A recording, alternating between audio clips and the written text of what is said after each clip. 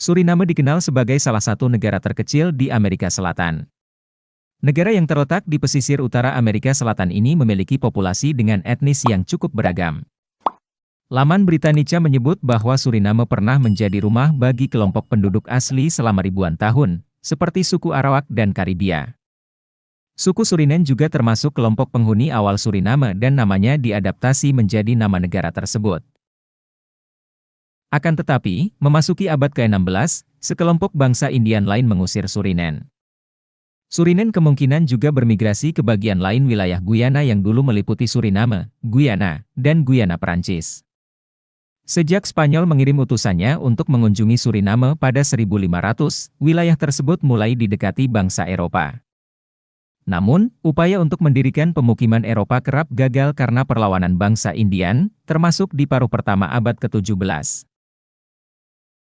Baru pada 1651, orang Eropa mulai menduduki Suriname. Hal itu dilakukan oleh sekelompok pekebun Inggris dan budak-budak mereka. Armada Belanda kemudian merebut wilayah Suriname pada 1667. Sebagai gantinya, Belanda menyerahkan New Amsterdam, kini kota New York, untuk Inggris. Di masa penjajahan Belanda, Suriname dikenal sebagai koloni perkebunan untuk tanaman komoditas seperti gula, kopi, kakao, kapas, nila, dan kayu selama abad ke-18. Isu mengenai kemerdekaan mulai berhembus selepas Perang Dunia Kedua. Sejumlah partai politik didirikan di Suriname dan diorganisir berdasarkan etnis. Penduduk keturunan dari Asia Selatan dan Indonesia tergabung dalam Partai Persatuan Reformasi, VHP. Pada 1948, hak pilih universal mulai dilembagakan di Suriname.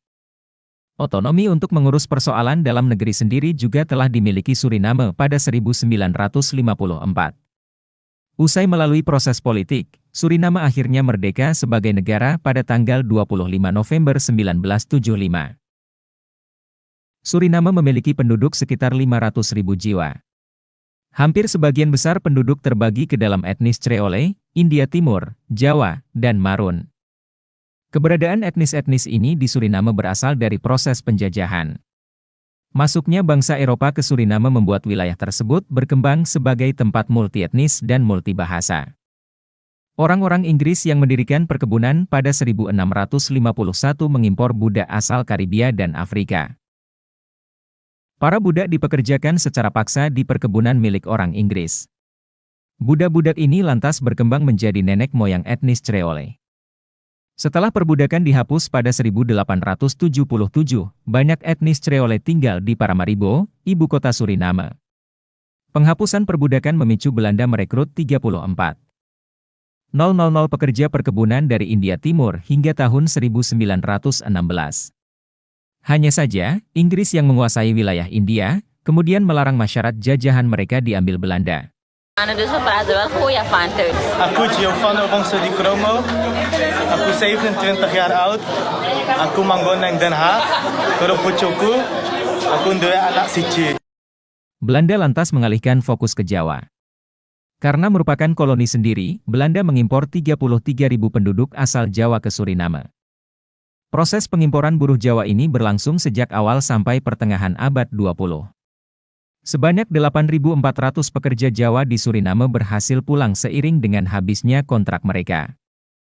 Namun, tak sedikit pula yang memutuskan untuk menetap di Suriname dan membangun keluarga di sana.